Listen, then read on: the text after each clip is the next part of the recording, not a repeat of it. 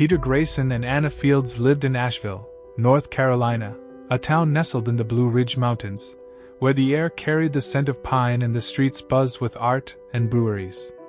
They spent 33 years married, their lives a tapestry of shared joys and quiet frays, until, at 55, in the cool haze of November 2022, they unraveled, not with a tear of rage, but with a mutual sigh, a release from a fabric worn thin.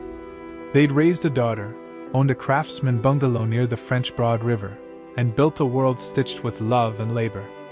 He was a photographer, his eyes sharp for light, capturing moments in black and white prints. She owned a yarn shop, her hands deft with needles, spinning wool into scarves and sweaters. By their 50s, that world had loosened at the seams, their bond a threadbare cloth. This is their story, a gentle parting after decades, a reweaving of separate lives, and a fresh pattern found by 58, set against the rolling hills of Appalachia. Peter met Anna in 1988 at an art fair on Biltmore Avenue, both 22, both drawn to the chaos of stalls and the hum of a mountain autumn. He wore a leather jacket, a Nikon slung over his shoulder, his dark hair messy from a day chasing shots of falling leaves. She stood at her booth, a slight figure in a hand-knit sweater, her auburn hair braided, skeins of yarn in ochre and teal piled around her. They talked about the golden slant of sun through the trees, about his love for freezing time in frames, about her joy in crafting warmth from fleece. He snapped her photo, her smile soft against the wool, and asked her out as the fair wound down, the sky bruising purple. She nodded, her laugh a chime, and said yes. A year later, in October 1989, they married in a grove near Craggy Gardens, his boots crusted with trail dirt, her dress edged with lace she'd made, the wind rustling aspen leaves as friends cheered. He promised to capture their days, she vowed to knit them close. For years, they wove that promise tight. Their daughter, Lily, arrived in 1992, a bright girl with Peter's gray eyes and Anna's quick hands. Peter traded late-night darkrooms for early mornings, his lens catching Lily's first steps, her grin against the river's edge. Anna spun yarn, taught Lily to knit, the bungalow alive with clicks of needles and the shutters snap. In 1995, they bought the Craftsman, a sturdy home with a gabled roof, a stone fireplace, and a porch overlooking the river's bend. Peter hung prints, Lily on a tricycle, Anna at her wheel, his darkroom a closet of chemicals and shadows. Anna filled the living room with looms, dyed wool in vats of indigo and marigold, her shop a block away blooming with color. They'd hike the Blue Ridge Parkway as a trio, Lily skipping ahead, the mountains a quilt of green and gold, the air sharp with possibility. Money came in patches, winters tested the roof, but the bungalow held, a frame for their shared weave. The threads began to thin. By their 40s, Peter and Anna felt the fabric stretch. Lily left for Chapel Hill in 2011, studying textiles, her room a gallery of scarves and faded photos.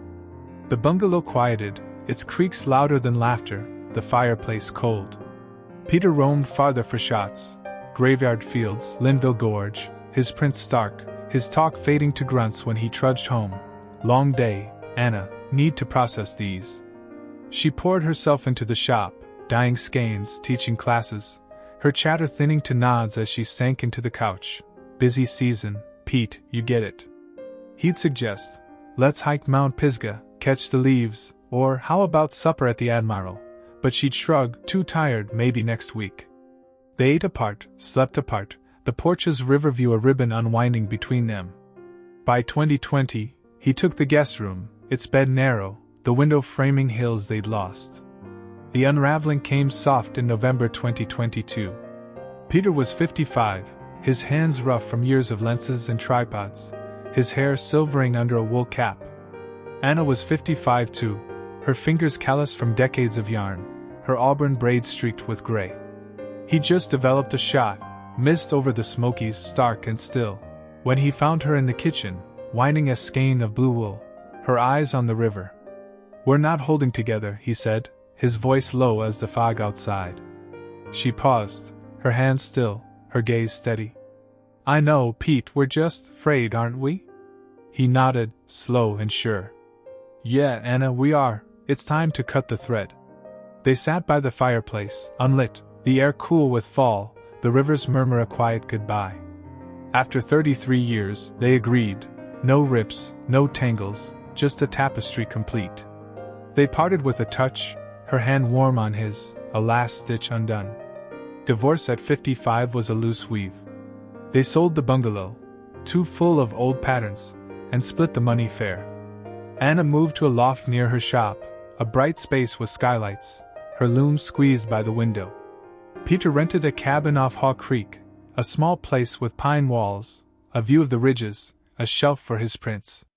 Lily called from Durham, "Dad, Mom, why now, what snapped?" They faltered. "It didn't snap, honey, it just wore out," they said. Friends split. Some stayed with Anna, buying her yarn, others met Peter for coffee at Vortex Donuts. The first year was adrift. Peter shot in a haze, his images sharp but his spirit soft, nights spent pacing the cabin, the wind through pines a thread he couldn't grasp. Anna spun through a blur, her wool vibrant but her heart heavy, evenings on her loft's roof, the river's flow a pattern she couldn't mend. They missed Lily's voice, each other's quiet hum, the bungalow's grown in a storm. New threads emerged in 2023. At 56, Peter joined a cycling group, a spark after a client raved about the trails, his hands trading shutters for handlebars, pedaling the hills near Bent Creek. By 57, they were reweaving. Peter traded his truck for a camper van, a beat-up Sprinter with a bed, and drove to Black Balsam Knob, his bike rattling, the bald hills stretching wide under a sky of fire. He wasn't swift, hikers passed, Tara teased, but speed didn't matter, the ride did, the mountains a canvas he'd reclaimed. He started a blog, Lens and Pedals, writing about divorce, trails, and the light he chased, his words crisp as his old prints. Readers found it, folks in Boone, Brevard, a woman in Knoxville saying, "I'm riding too." Anna sold her car, bought a scooter, a cream Vespa with a basket, and zipped the River Arts District, her scarf flying, the breeze cool on her skin. She joined a pottery class, shaping clay into mugs, her hands steady with a new craft. Lily visited Peter, saw the van, laughed. "You're freewheeling, Dad." She saw Anna's scones, hugged her. "You're baking joy, Mom." At 58, they wove anew. Peter cut photo gigs, led cycling tours, gravel paths, ridge views, his voice warm, his legs strong with stories of climbs.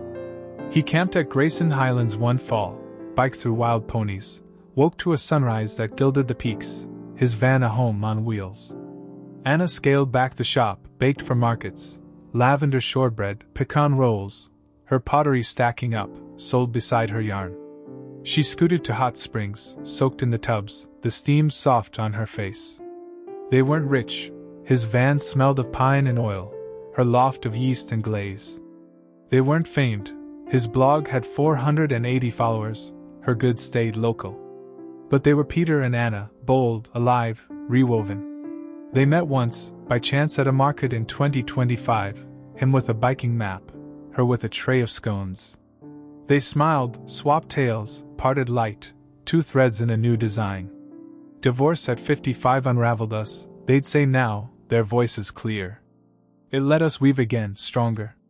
Across America, from Asheville's hills to every winding road, couples like Peter and Anna unravel every day. Gray divorces aren't ends, they're beginnings. I'm Jordan Lane, and this is Gray Divorce Diaries. Their tale is real, warm, worn, woven. If it threads through you, subscribe. Every day, a new story, people like us, finding patterns after 55. You're not alone. Let's stitch your tale together.